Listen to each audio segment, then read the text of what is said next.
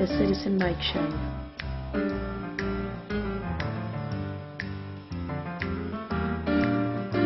News. Commentary.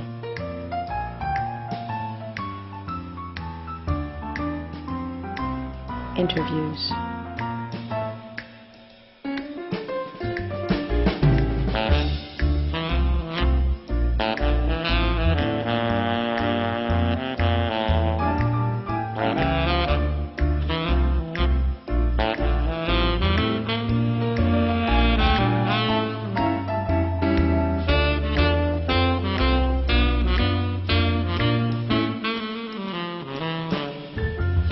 The Citizen Mike Show starts now.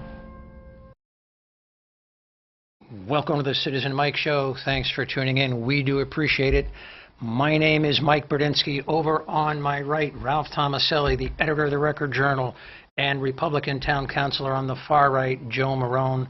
Joe, thanks for coming back to the Citizen Mike Show. Thanks for having me on the show. All right, it's going to be fun. We are coming to you tonight from my backyard. Very Actually, that's storm damage. Yes, that's my neighbor's Storm tree. ravage. Of course, this is a Wednesday, but last night, these microbursts or little tornadoes or something went through town. Joe, did you have much damage, much tree damage? Yeah, we had a couple of trees come down in the back, but no, didn't hit the house. But my street's pretty besieged right now. Yeah. Yeah, and I'm on Pond Hill, right by the Wharton Brook Okay. connector, right off of Pond Hill.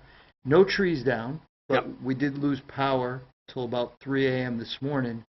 But the area around me, Pond Hill Road, Northfield Road, which is right across the street from me, really was hard hit. Yeah.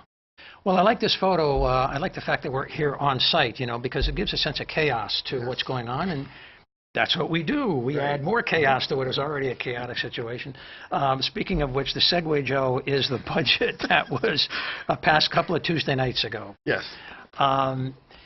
Bring us up to date, real brief, not too much detail, but what happened Tuesday night, and why did it happen? So 2 meetings ago, the Board of Ed approached us and said that they didn't see the need for $411,000 that was in there that the mayor had allocated to their budget. So an amendment was made to reduce that from the overall budget, which was accepted, plus another amendment to reduce $58,000 from the Health Department. Health right. premiums, which was due to recalculation. That wasn't controversial Correct, it was at just all. a mathematical. Yeah, right. yeah. So the Board of Ed says they don't need the money. We saved money due to a miscalculation. So those amendments pass. Then we get to the next. Now there's no other major changes or discussion. We get to the next meeting. There's a vote on the budget. There's virtually no discussion. The budget comes up for a vote. I believe that we had all been talked to ahead of time about how we felt about the, just they sort of get your feelings on the budget and, where are we going to go, and it fails. So we come to a vote, and it fails 5-4, Now, 4-5. were you surprised? I was surprised. Was Vinnie Cervoni surprised? I think he was shocked. Just based on his face and his mannerisms afterwards, I think he was absolutely stunned. Were the Democrats, who as a group voted no on something that appeared to be agreed upon, did they appear surprised by their own actions and the consequences of their own action? I don't know. It's hard for me to judge from that side if they were surprised. I don't know if they had talked about it ahead of time or if it was spontaneous. They all found something they didn't like. I would assume that they thought of it ahead of time because, again, there was no discussion. Usually before you have a major vote like the budget, a bunch of people sort of, pontificate about what it is that they feel, is wrong with the budget or what's right with the budget, and then you vote. So this is the first time, I was on the Board of Ed for a bunch of years. Now I'm on the council. This is the first budget vote I've had where no one says anything. You vote and it fails. A wise one. Well, What do you make of this? we talked about it on the show last Yeah. week, and then we went and we kicked it around a little bit on the Record Journal editorial board. I saw that editorial. And Yeah. we came down kind of hard on the 5 that voted against reducing the mill rate, the tax burden, even a little bit. That it was the wrong message to send to taxpayers. That it was a high price to pay. I think were some of the things that you had chimed in on too. A high price to pay for a protest vote. But we also kind of chided Councilor Chairman Cervoni about not lining up votes on this. And Joe just brought up that he was Vinnie Cervoni was shocked at the vote, and I think so. I don't know how the council works. You and Mike have been on it, but I would assume that, like with any other political body, that the chairman has some obligation to try to figure out who's voting which way and to try to maybe influence people. But that apparently didn't happen here. Well, so I think it did happen because I know I got a phone call and we had a caucus. And we had discussed it.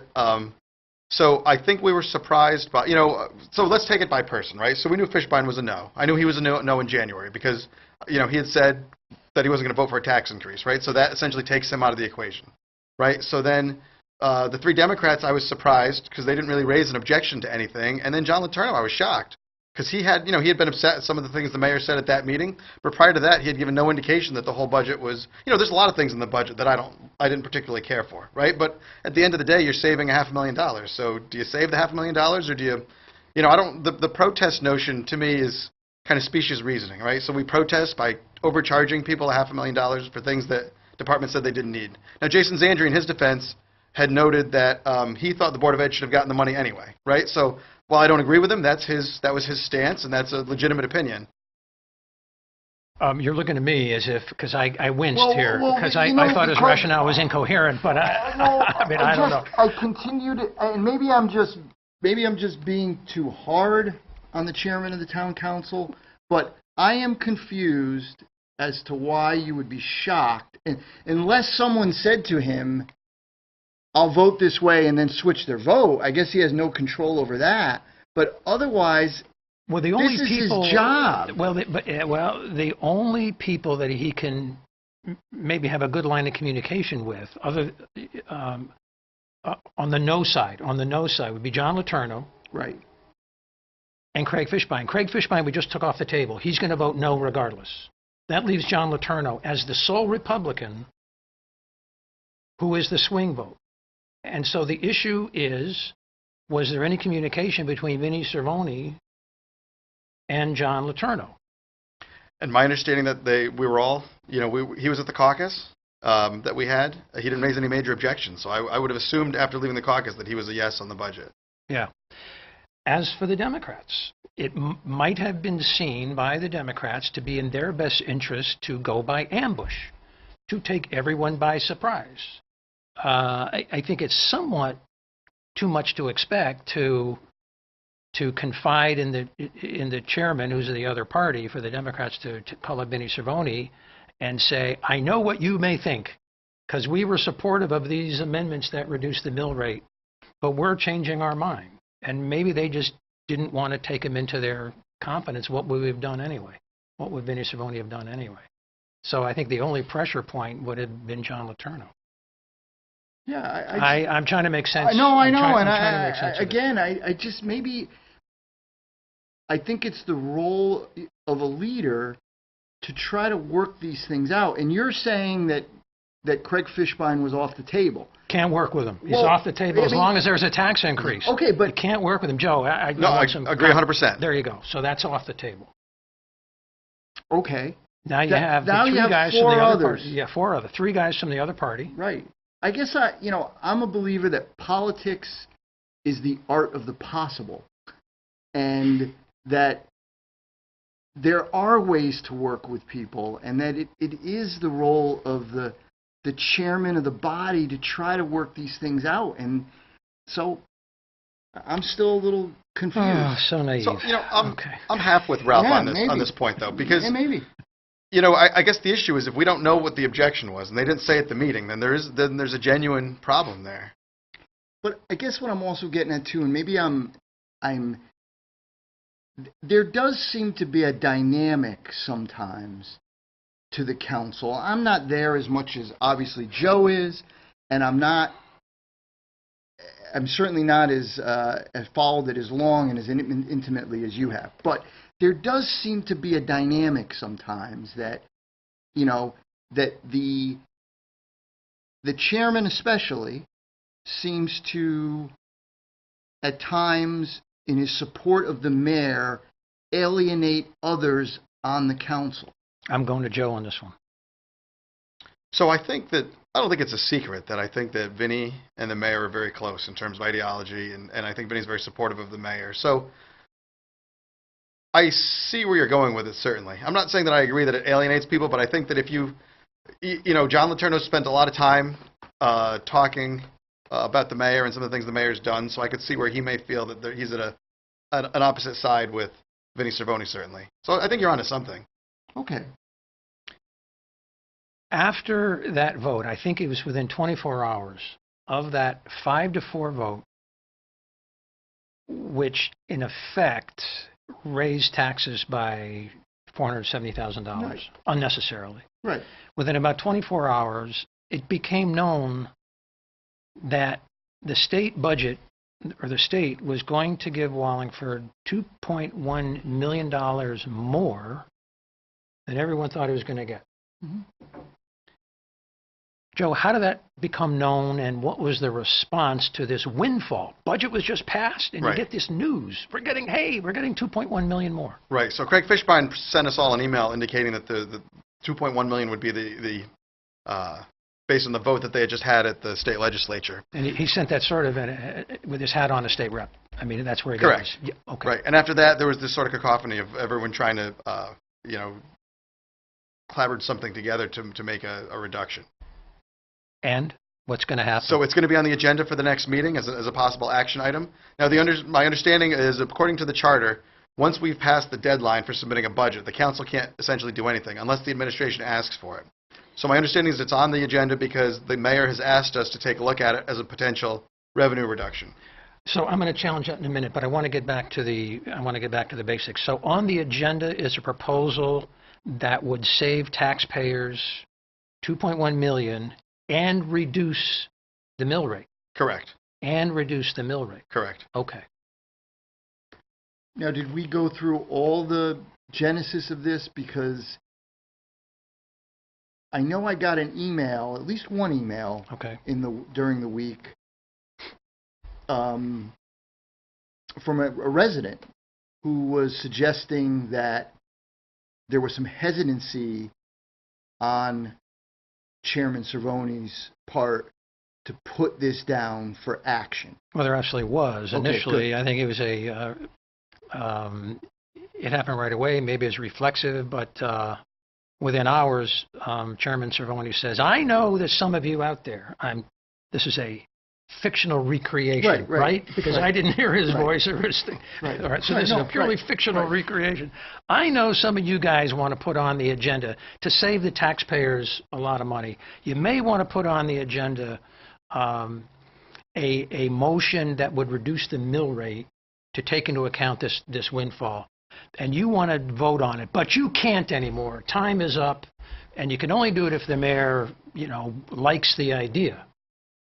And for a while, there was some uncertainty as to whether the mayor liked the idea, but Vinny Cervoni was pushing back very hard and very early. It's not going on for an action item. You want to discuss it, you can discuss it, but that changed.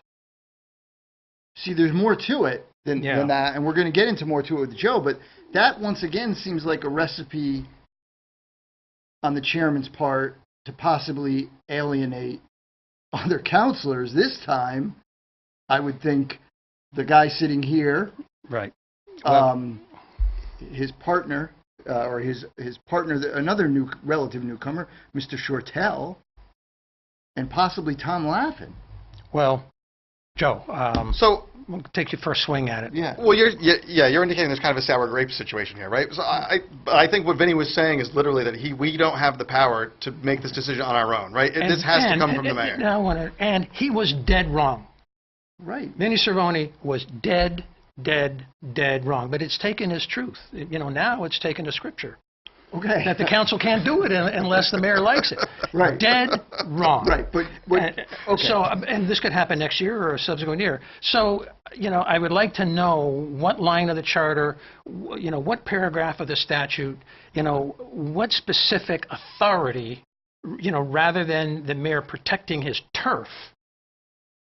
Yeah. All right? Right. What specific authority is there to back up this assertion? Can't do a thing unless the mayor likes it. Joe? So, Take it away, man. So, well, my understanding, Yeah. and I haven't looked closely at it, because, again, the reality Yeah, is I it's did going to first happen thing, anyway, but go so ahead, it yeah. doesn't really matter. But Right. but my understanding was that once you're past the deadline, the council can't make any changes to the budget unless the administration suggests. Yeah, and that's what I say is wrong. So we'll just wait till next year and see what... And I'll just see what point out that in Southington, Yep. the town council rather easily was able to, use the state aid that came in to adjust their budget to no tax increase. And, Right. and there were none of these obstacles. And, it gets back to my point that this form of government can place an awful lot of power in one or two people.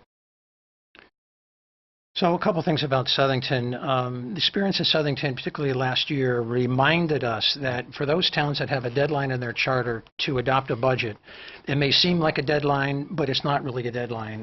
The state Supreme Court and other opinions out there have established that even though our charter says the council has to adopt a budget by the second Tuesday of May, that's not a hard deadline. You can go beyond that. You can go, that's beyond argument. You can do that. You can go beyond that.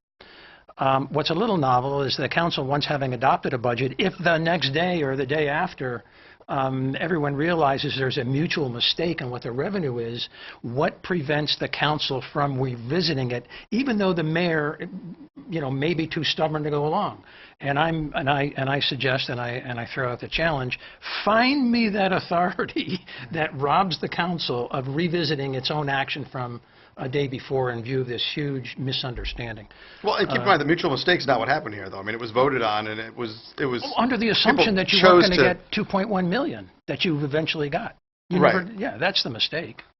You didn't know you were going to get it. A mistake may be too harsh a word. A radical change of circumstances that no one anticipated. How about that? A change that of works, yeah. circumstances. Yeah, he likes it better. So that's fine.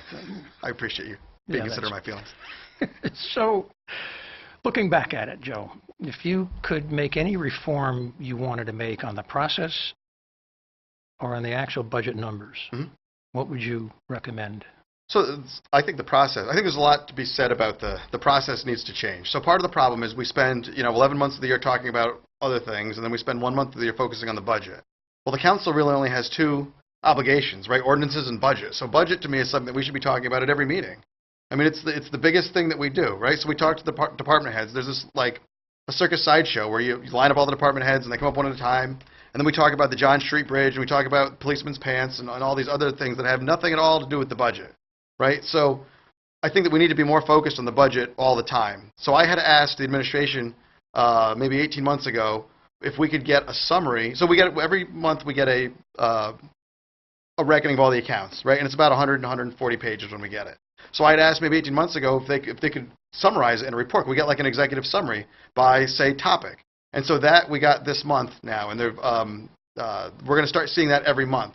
So sort of a summary of the total package. And so I think as we look at that going forward, I think we need to talk about that every month. And why are we ahead on this? And why are we 11 months in the year and we've only spent 50% of this, this budget, and so on and so forth. And so I think that will perhaps help counselors get a better handle on it. Also, I think we should bring the department heads in throughout the year. So instead of just talking to you at budget time, the budget hearings were pretty much useless. I mean, I got very little out of them this year, right? You bring all the department heads in, you talk about people's pet projects. The net result this year, not so much, but the last 2 years, the net result was to add money to the budget because people, councilmen have pet projects that they want to add to the budget. And so I think that's a mistake. I think you need to bring them in at other times because the budget numbers really aren't going to change that dramatically between the 6-month period and the 1-year period, unless there's something, outstanding.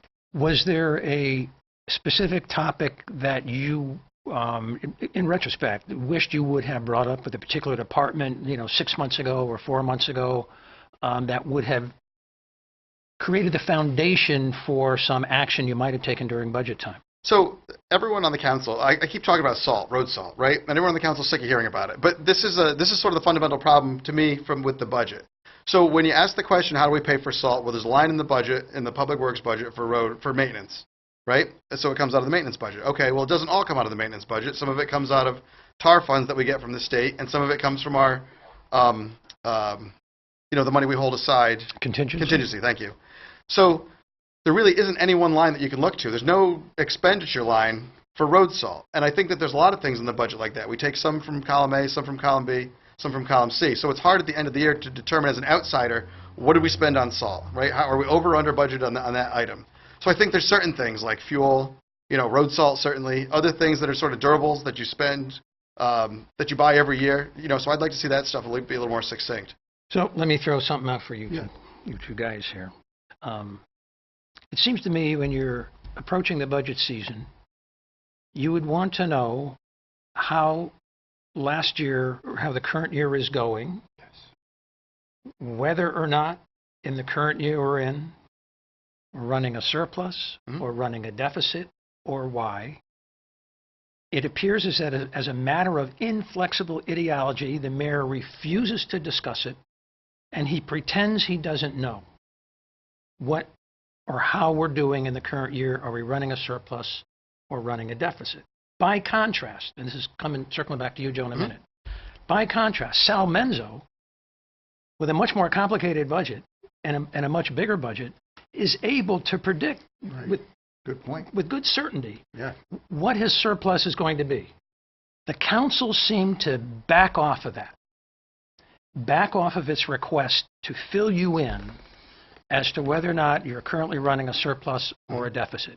It wasn't pressed by the Democrats, or I can see why the Republicans won't. I mean, I can see that as a matter of professional courtesy, and tribe loyalty, and the Democrats can't seem to get their act together on that point. As part of the Marone reforms, cobble together 9 votes and say, no, we want to know, come April when we start having the workshops, whether in the red or in the black. Why can't that fight be fought? Well, I don't know if we have the ability to do that, quite frankly. Well, the Board of Ed does it. The Board of Ed does it because the superintendent works for them. He's their employee, right? The mayor's a different branch of government. So I'm not sure that we can tell the mayor what, ideally. Let me reset the hypothetical, because I muffed that. Okay. Let's assume, arguendo, you have no authority to force him, but 9 votes can be awfully persuasive. Agreed. 9 voices speaking common sense can be awfully persuasive. And the mayor knows what the surplus or deficit is, and so does Jim Bowes. Absolutely. So I'm just saying you can't force him, but I've heard Cervoni say that, well, if we can't require it, then there's no point in discussing it. And I say, bull feathers or something. What do I usually say? Well, bull feathers. Bull feathers, is that what I say? Hopefully. On TV, anyway. Especially on TV. Yeah. So why can't the council get 9 votes and say we're not accepting that anymore? Come up with it. Well, I don't think, I think you absolutely could. I mean, whether he does it or not, whether he chooses to do it or not is up to him. But I think you absolutely could. I agree. I don't believe the notion that he doesn't know.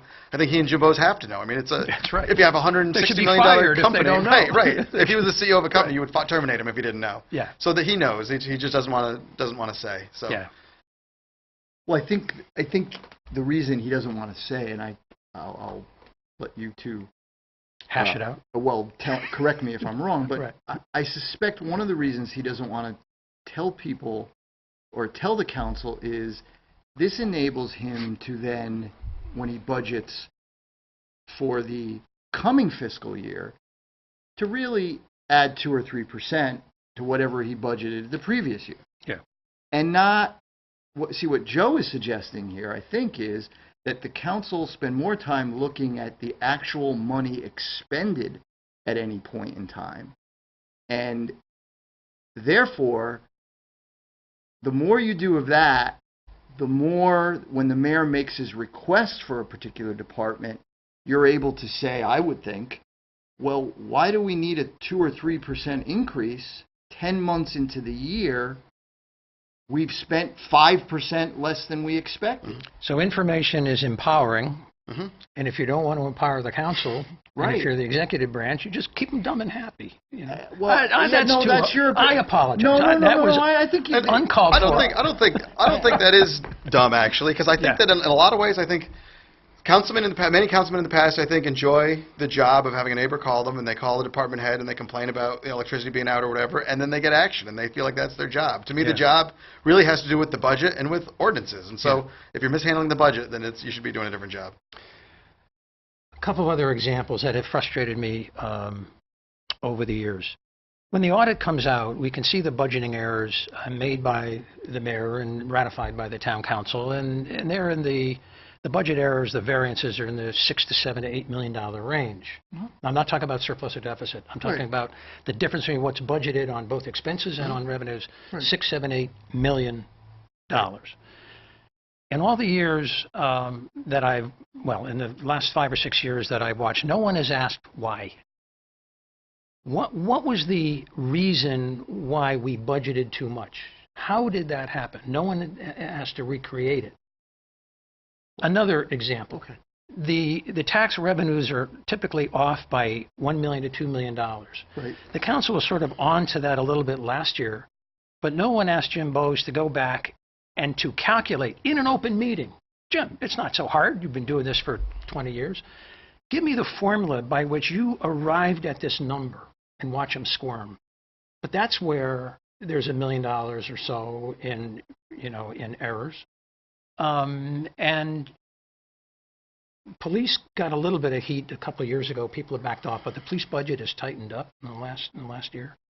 But Public Works has been a great source of budget variances. In other words, they get more money than they really need, and so on down the line. Joe, address that, and then maybe my thoughts on So this. let's talk about the revenue side. So last year we did Yeah. have quite a decent discussion about it, and as it turns out, they use a 5-year average to determine what we're actually going to get, what our collections are. And so he's applying a percentage to what the total revenue budget is what the amount we're going to collect, right? So that's where the variance comes in. So invariably, if you have, if it's a $160 million budget and you have 98% collection, there's a couple $1 million right there. So the suggestion was made, well, why don't we adjust that? And the answer was, well, the actuaries recommend that you use this number because this is your 5-year average of collections. So if you consistently beat it, I'm not sure how it becomes a 5-year average. But Yeah, that 5-year average, I don't think is true. Right. In other words, the actuary is telling us to do it and we have no choice. I don't think it's true. I think the mayor could easily say, I don't think the actuary is in the picture. This is not what an actuary does, first of all. So I don't think the actuary is in the picture. But the town council could come up with a better number. Jim Bowes last year came out with a number that was palpably false based on the audits. We had a collection rate. We collect about 98.5 of our taxes pretty much every year. It's pretty regular. 98.4, 98.6. And Jim Bowes, I think, assumed he waffled on this last year like 97%. Collection rate, which means you've got to tax more if Jim Bowes is using a low collection rate, not based on history. Those are some examples. I want to change the subject because but Joe, I think you have a thought, and then we'll. Yeah, that's all right. We can go on.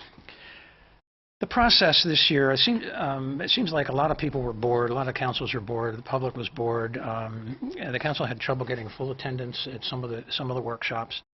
And on one occasion, Joe, this is really a question, but this is as related to me, and I think I saw remnants of it on the video clip.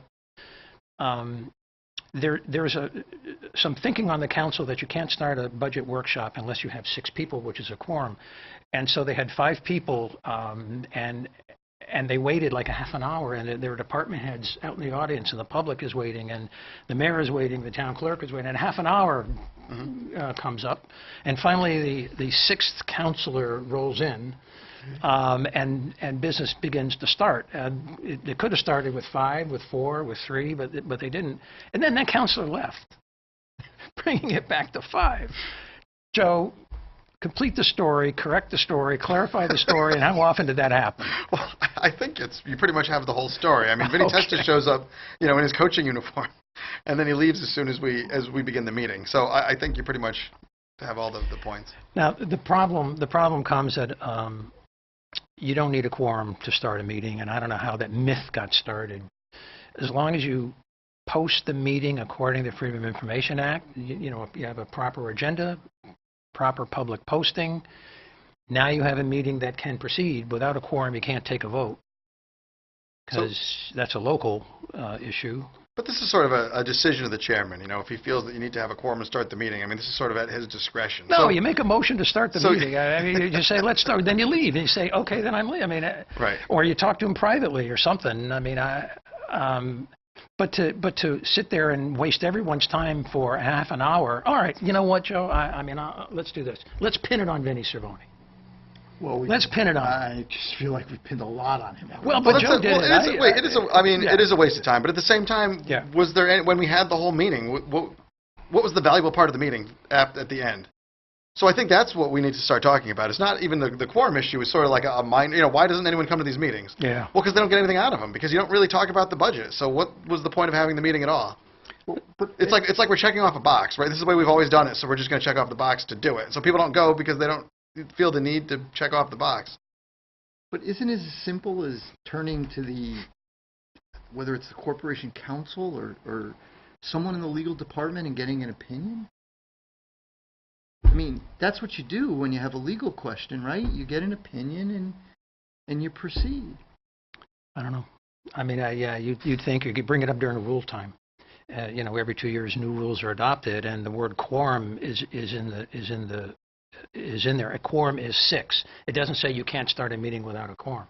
It just say a quorum is 6, and that could be clarified during. You could also call the Freedom of Information Commission. Well, it's not no. They don't have jurisdiction over this. As long as it's posted legally Okay. and there's an agenda, Freedom of Information Commission is out of the picture. Well, the only reason I brought it up was, Yeah. are they afraid that if they, I'm assuming, and that's why I brought up the Freedom of Information. Right. I assume that they were concerned that if they started without a quorum, that someone might file a complaint against them. I don't think they were concerned about that Oh, okay. because there's no doubt Freedom of Information Act was complied with in full, in total, by posting. Okay. Quorum does not appear in the Freedom of Information So Act. I'm just confused. and Quorum maybe is not a Freedom of Information concept. Okay. So, I mean, someone could file a complaint, but it'd be dismissed Well, quite let's- readily. I mean, So let's back up a step, though. So Yeah. if you're saying if there's nothing wrong with starting the meeting without a quorum, then Right. why then? Well, what's the big deal of waiting? So if I you don't wait know. and I'm you get the turning quorum, to you. yeah. What is it? Well, I don't know. I'm not the chairman, so I don't. The big deal of the waiting is I you're guess wasting everybody's time. Right, but so if the concern is that you're going to have an illegal meeting and you want to err on the side of caution. It's not an illegal meeting. Under what rule is it illegal? That's what I'm trying Well, to... we've got under two what lawyers in the rule? council. The mayor's a lawyer. I give up. Let's move on. Okay. I'm just saying, start the No, meeting no, with 5 I- and don't waste everyone's time. And if there's counselors that would rather be somewhere else because they have other duties, they're coaching, they're on vacation, they'd rather be somewhere else, they can stay away. All right. But those counselors that want to be there, they should be there, and the department head shouldn't be penalized because the counselors aren't getting to their workshops like their duty requires them to. Yes, Dad. Well, the thing is it again in an operation that's $160 million? Yeah. There should be a legal opinion that you can get if Well, who wants to get it? I mean, I well, I know, but like that's what I would do if I'm worried about something at work. I get a legal opinion. I understand. I think maybe it's from Joe, maybe it's from somebody else. That the mayor gave some ham-handed, his personal opinion But dressed up that's not a legal that opinion. says, well, you can't take minutes or something. I mean, this stuff gets... That's also why in an operation this size, Right. you have lawyers who clarify these things for you. Agreed. Okay, Let's- that's right. Let's talk about Allnex. Let's talk about Allnex. So, according to my latest research, there is 1,372 rare bugs on the... No, that's not true. Apparently, rare bugs on the Allnex property. I don't know what the definition of rare is, but apparently there's some bugs that are whatever. This came up for a planning and zoning, came up before the Planning and Zoning Commission on Monday night. It was like a 3-hour discussion. They didn't get done.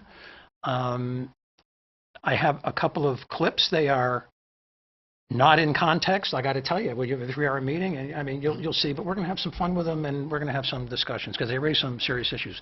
Bruce, you got that first one, and I think I'll count you down, Bruce, in just a second. I think the first one talks about Allnex requiring training and an exam before members of the Planning and Zoning Commission go on the property for a site inspection, which is quite routine in many planning and zoning applications. And I think the second one, the second segment that I pieced together has to do with turtles. Turtles. Bruce, 3, 2, 1, go. Allnex's policy, okay, is that you cannot enter the site unless you go through a safety course, pass a safety test. You have to be accompanied by an approved person, and they only have limited hours. There's also been questions raised about the presence of box turtles and the eastern hognose snake. My client retained Eric Davison, a wildlife biologist from Davison Environmental, to conduct surveys for these animals. Again, I have a letter. Again, it is a current letter, just indicating that based upon the initial survey of the property or walking of the property, 2 box turtles have been found, one by Mr. Davison and one by the archaeologist crew who were out doing the archaeology survey, that he has not had located the eastern hognose snake at this point in time. He is going to continue his investigation. I will say our plans include the accepted turtle protocols, which are designed to find the box turtles and relocate them away from construction activities. But Mr. Davison has also suggested use of radio telemetry to help track the box turtles that may be on the property during the construction activities. And right away, it's obvious there's a planning conflict here. The areas were targeted for conservation and protection in 2016. I was one of the people participating in the process, but the parcel is still zoned industrial. That's the heart of our problem here. When we really want to conserve something, the zone change should follow the plan of conservation and development recommendations.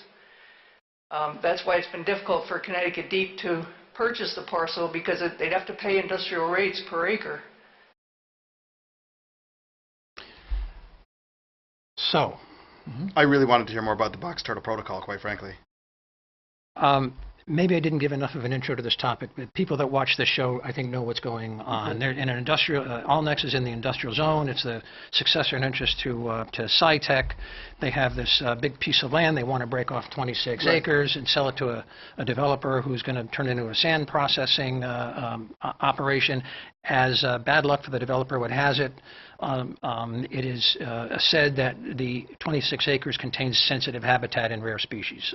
Okay, that's so. We have this presentation, and Allnex is saying in order for the Planning and Zoning Commission to come on, they got to take a safety course and then pass a test. Some of the Planning and Zoning Commissioners bristled at that. Okay. But none of them said, and they were very sweet, because this is what I would have said, but the Planning and Zoning Commissioners were very nice, very sweet. I'm not taking your test. Right. Deal with it. You want to prevent me from going on, you do it at your peril. I'm not taking your silly test. You know, it's just they're walking through a chemical plant and there's a chemical spill on the floor and they want to get down to their hands and knees and lick chemicals. No, this is going through an open field, and you need to take a training test to go through an open field. So, we're grown boys and girls here. I mean, aren't we? My question is, what's in the woods behind Allnex that's so dangerous that you need to take a course before you enter the woods? And then they talk about, liability, and I hate it when that word liability is thrown around, particularly by lawyers, because that concern, I think, is abused. Anyway, that was my first opportunity to be grumpy. The safety course, which I found rather insulting. Well, I think you had it right. I think. But go ahead. No, ahead. No, I'm done. I was going to get to turtles, but I wanted. Well, I just wanted to point out that I think that this, as you and I talked about last week, I think that at this point, I'm supportive of the plan. Unless transparency issues once again come into play. And, you know, the mayor introduced one a few weeks ago, and it got resolved. And in all fairness to the mayor, I think what he represented in public essentially played out to be true.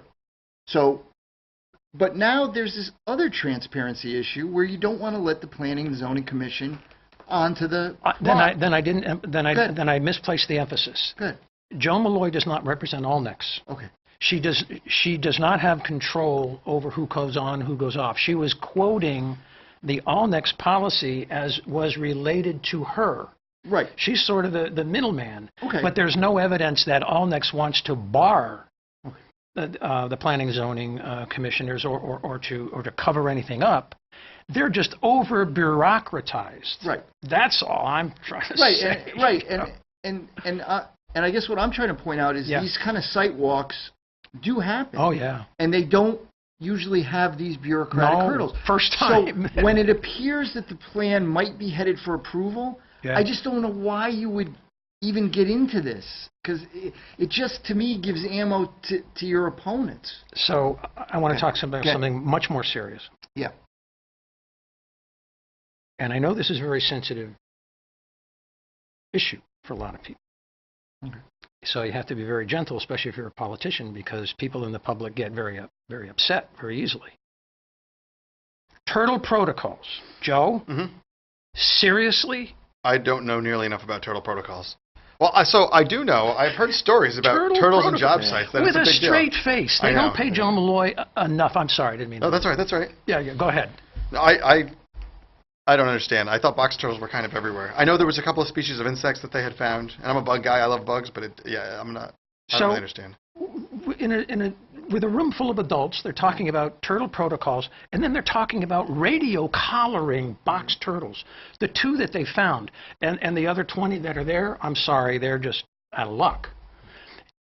And I think it was a hog snake. They found one hog snake.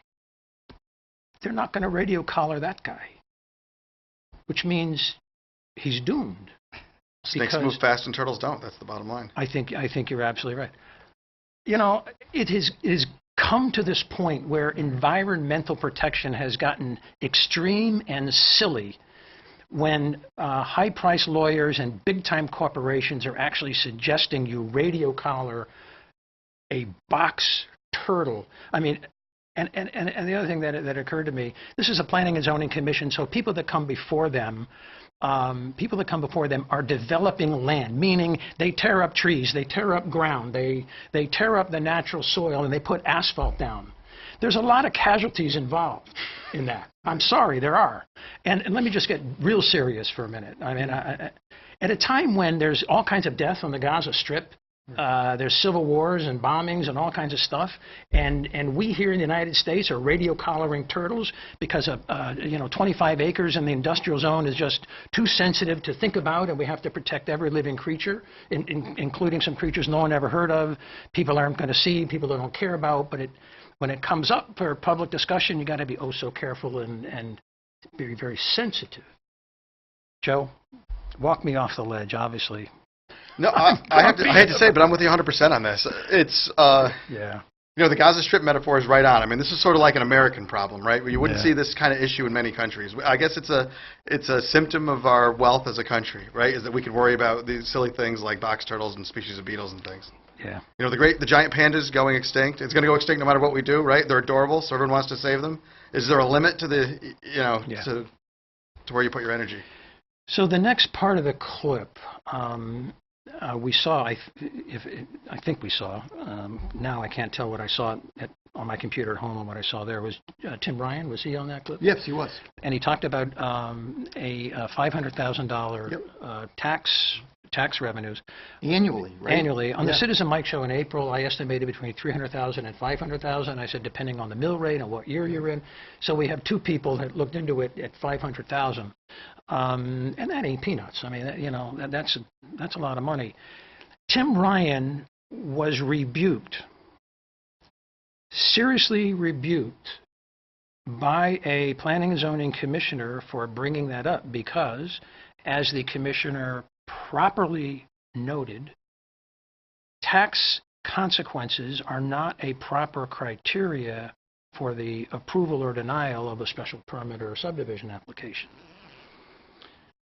However, this battle is being fought in the public domain as well as in front of the Planning and Zoning Commission. So I don't blame Tim Ryan one lick for getting it in there, and hopefully that it would get into the Record Journal, and and I don't blame the commissioner for taking him to task for it. But that's sort of the back battles that are going on. Joe, your thoughts on that tax issue.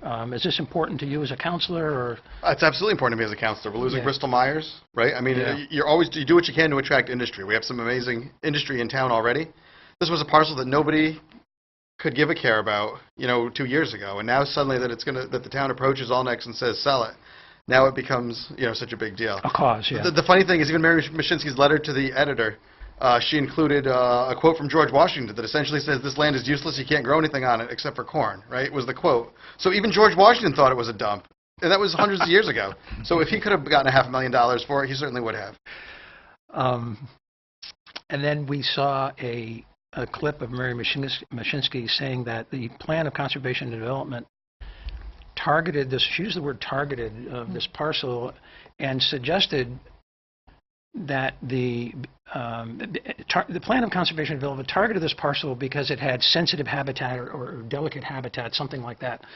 And therefore, because that's what the plan of conservation and development said, the Planning and Zoning Commission should change the zone to make it, I don't know, impossible to develop. I mean, to make it, to reduce the value of the land, really, is what she went on to say, so that the state of Connecticut could buy the land, take it off our tax rolls once they buy it. The state of Connecticut doesn't get taxed, right? Or a nonprofit could buy it. We wouldn't be able to tax that anyway. But she said change the zone because the plan of conservation and development specifically targeted this parcel, and I cannot verify that. I put some time in. I've asked around. I'm going to come back after I sort of lock that issue down. I do not think the plan of conservation and development did anything except generally talk about how the town values things like in environmental areas or habitats or things like that. That parcel wasn't targeted as of my investigation now on that. But to change a zone to reduce the value of it so that state could buy it, I think is a very extreme position to use, first of all, the plan of conservation and development that way, because no one in passing it ever contemplated a consequence like this. Yet the way it was presented by Mayor Mashinsky, well, of course, you've already decided plan of conservation and development seems to require this. I don't know, Ralph and then Joe, what's... I think the Planning and Zoning Commission is probably going to improve this development. And what I'd like to do is, I think I said this at the outset, with these types of excavation proposals, I think the key is for the town to get some things in place that regulate in some way the excavation. You have the ability to enforce some things if the excavation presents a problem for any of the neighbors. And then also, what guarantee do you have that the land is going to be developed after the excavation is done? And those are the practical things that I think I would be focusing on. Joe, your thoughts before we move on? My thought is that, you're always looking for places to develop, right? And we have situations on the east side of town where we developed houses next to Thurston Foods, and it became an issue with sound. This is an industrial property already that abuts other industrial properties and the public highway. It seems like the perfect area for development, right? They found a resource there that they can sell beforehand. I say move forward with the project and make it happen. There is one piece I want to add. This now seems to have become a partisan issue. Okay, how so? Well, the Democrats seem to be identified, or they're moving in that direction, with stopping the project on environmental grounds. I don't think the Republicans have taken a position, but it seems like the Democrats have not just the doings at that meeting, but social media and other signs. Yep. So I'm just saying there appears to be evidence that is becoming partisan, which I think is too bad. Well, is this a partisan issue, though, or is this the tail wagging the dog? Is this an issue that the mayor has staked out a claim that he wants them to sell it, to be able to develop it, and so they have to take a position opposite the mayor? And maybe it's simply that. I think there's a lot to that. I think that's an excellent point. There are also, let's face it, there are elements within the National Democratic Party, and probably translates to locally, where people are environmentalists or consider themselves environmentalists and consider any encroachment on the environment, even to turtles, as something they should object to. So we're going to ask Joe if he's still really likes Trump as much as he did the last time we asked him. Well, I think he's... Last time we asked him, he was part of Trump's base. I hate to stick up for Joe before he even answers. but Well, he knows this is coming. Okay, He but knows this is really coming. likes, does he really like? Well, he can back Okay, that right, down. you're And right. he- You're know, right, he can you're back- right. he- You asked, He's been but on the I'll- show I'll many stay out of the way. times. He knows my rhetorical Right. flourish. Yes. He gets that. I just wanted to read a couple things. Yep, you go ahead. I No, want to read a couple things. You shouldn't- and I had among you and me, we often decided we wanted to talk about some Trump stuff, but we never get time, and it didn't make the agenda on the show. No, and- so now we got 5 Right, minutes. and I So will point out, no one is going to accuse you and I of even in any way really liking Trump. So this comes from the Hartford Courant from May 13. I'm just taking one of the paragraphs. The pressure on Republicans to drive a positive message on the law. This is the tax cut law. Right. Okay? The pressure on Republicans to drive a positive message on the law was underscored by a blow-up this month over comments by Senator Marco Rubio, Republican of Florida, suggesting that there was no evidence whatsoever that corporations that had reaped a windfall from the tax cut were distributing those profits to their workers. From the Record Journal and Associated Press, a little thing. Apple makes your iPhone and your iPad. Apple's tax break on its overseas profits is turning into a $102 billion boon for shareholders. The iPhone maker is raising its quarterly dividend by 16% to 73 cents a share, matching the largest increase since Apple restored the payment under shareholder pressure 6 years ago. Raising the dividend by 10 cents per share will cost Apple an additional $2 billion annually based on its current outstanding stock. Apple will also spend $100 billion, so we got $2 billion on the dividend. Okay, $102 billion savings, $2 billion on the dividend, and $100 billion more buying back its stock. A move that will enrich shareholders by helping to drive up the company's stock price. So how do you like Trump? I think Marco Rubio is exactly wrong on this. Oh! I mean, he okay. didn't like Trump to begin. Right, Marco Rubio, he ran against him in the election. He failed, right? And so I think he's kind of has an axe to grind. So we know of companies that have given some of the money back to their employees. I'm trying to think. Well, Allstate Insurance. I work for Allstate Insurance. We had an option of taking like a cash incentive, or you could put it in your health plan. In addition to the usual raise you would have got, there was the Trump profit sharing move. Is that what? Correct. That was? As a result of what the company was saving on Trump. Now, they didn't give you everything they saved from Trump. I can pretty much guarantee. Yeah. I know Disney made a big deal about giving theirs to their employees, and they're a huge corporation. So I think that I think Marco Rubio is being a little dramatic here. I think there are companies that gave it back. I think the bigger message here isn't even the money that they saved. I think it's just showing that the U.S. government is not unfriendly to business. And so I think that causes businesses to invest, and the stock market's been relatively hot. So I think, and this is to me is a win for Trump. I think the tax cut was a great idea. Yeah. So I regard this, and then we'll go back to Joe and we'll call it quits, because the guest always gets the last on this kind of thing. This is the Marie Antoinette argument, I think. The Parisians and the French during the 17, 1800s, they were starving, and the French royalty and the French court, they ate the cake. Right. But the crumbs were left over for the peasants. And so the peasants could always say, "Yay, Marie Antoinette and King Louis, we got the crumbs." It's really wonderful. Meanwhile, they're gorging on the cake. And the investor class is making out like bandits. And, maybe there's some crumbs lying around.